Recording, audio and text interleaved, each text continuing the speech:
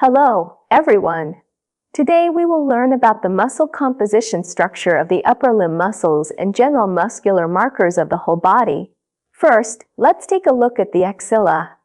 The axilla is a conical space located between the medial side of the upper arm and the lateral thoracic wall, with an apex, a base, and four walls: anterior, posterior, medial, and lateral.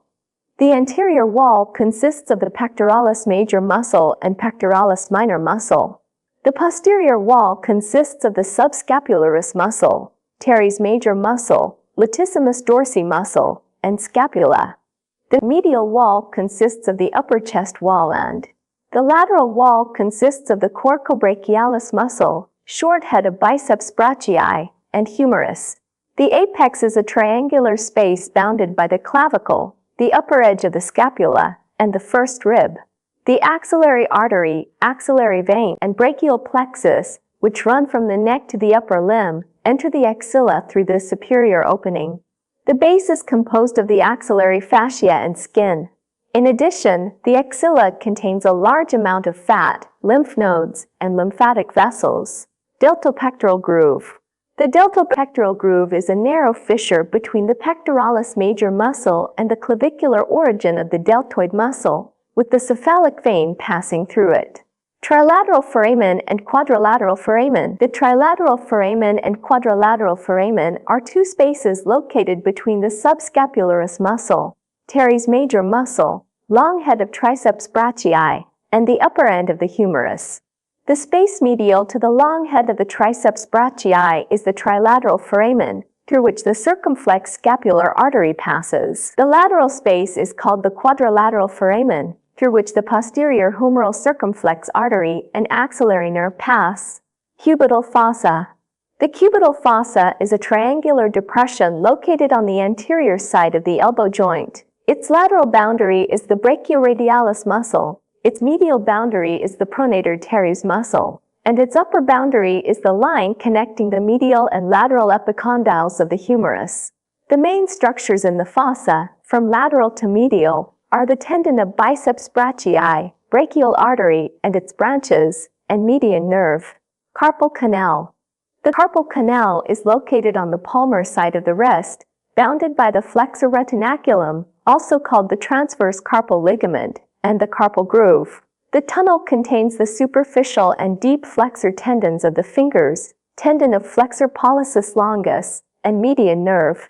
Fascia of the upper limb. According to its location, it can be divided into scapular fascia, deltoid fascia, brachial fascia, forearm fascia, and hand fascia, each covering the corresponding part. The brachial fascia forms a sheath that encloses the arm muscles and gives rise to the medial brachial intermuscular septum and lateral brachial intermuscular septum, which attach to the humerus and separate the flexor and extensor muscle groups. The forearm fascia is tough and thickens significantly near the wrist, forming the palmar carpal ligament, flexor retinaculum, also called the transverse carpal ligament, and extensor retinaculum, which function to restrain tendons and prevent them from slipping.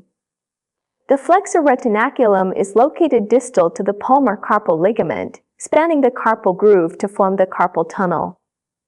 The wrist flexor tendons, finger flexor tendons, wrist extensor tendons, and finger extensor tendons passing through the wrist are all surrounded by synovial sheaths of tendons.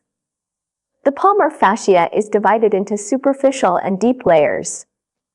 The superficial layer can be divided into three parts. The thenar fascia and hypothenar fascia on both sides are relatively weak, while the middle part is thick and tough, called the palmar aponeurosis, which is connected to the tendon of the palmaris longus muscle. The deep layer covers the metacarpal bones and interosseous muscles.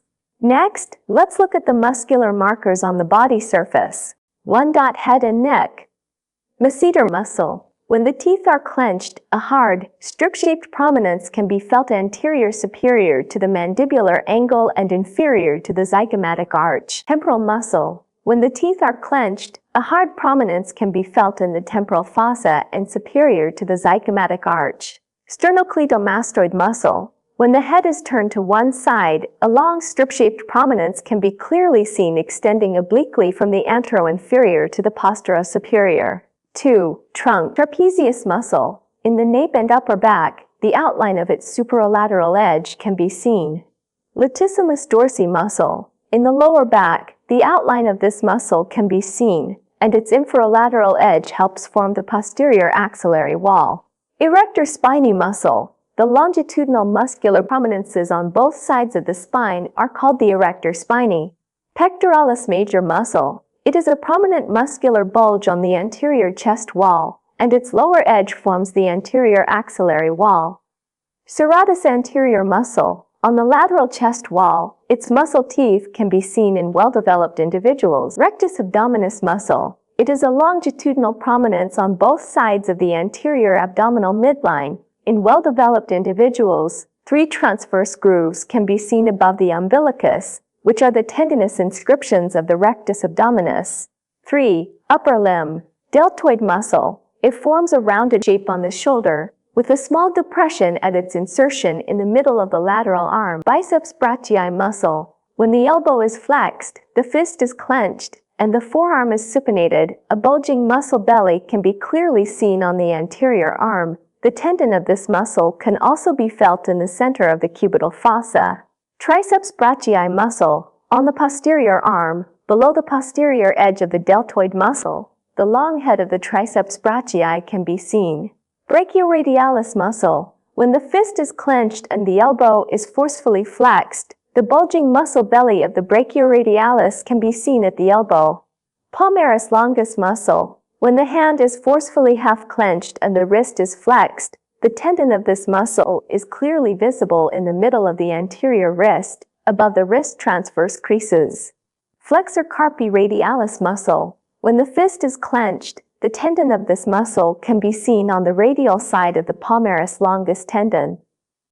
Flexor carpi ulnaris muscle. When the fingers are forcefully abducted and the wrist is half-flexed, the tendon of this muscle can be seen on the ulnar side of the wrist.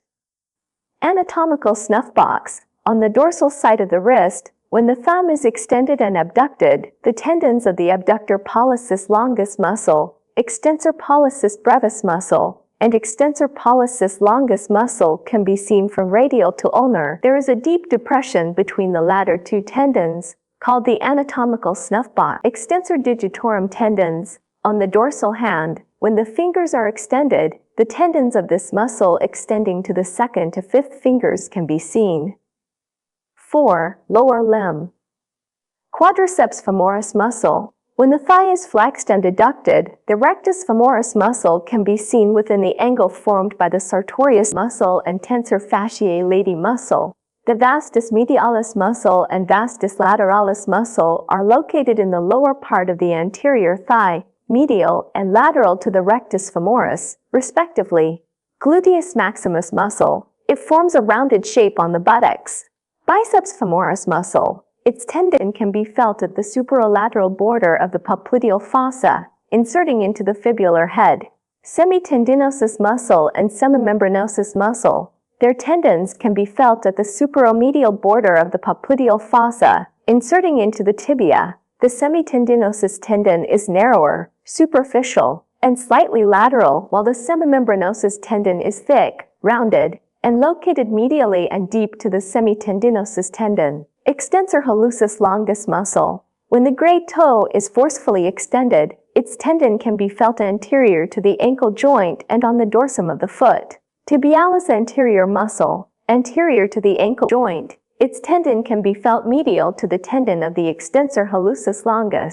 Extensor digitorum longus muscle. When the ankle is dorsiflexed, its tendon can be felt anterior to the ankle joint, lateral to the tendon of the extensor hallucis longus. When the toes are extended, its tendons to each toe can be clearly seen on the dorsum of the foot.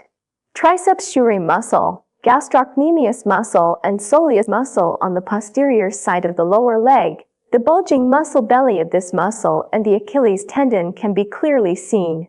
In the next class, we will start a new chapter.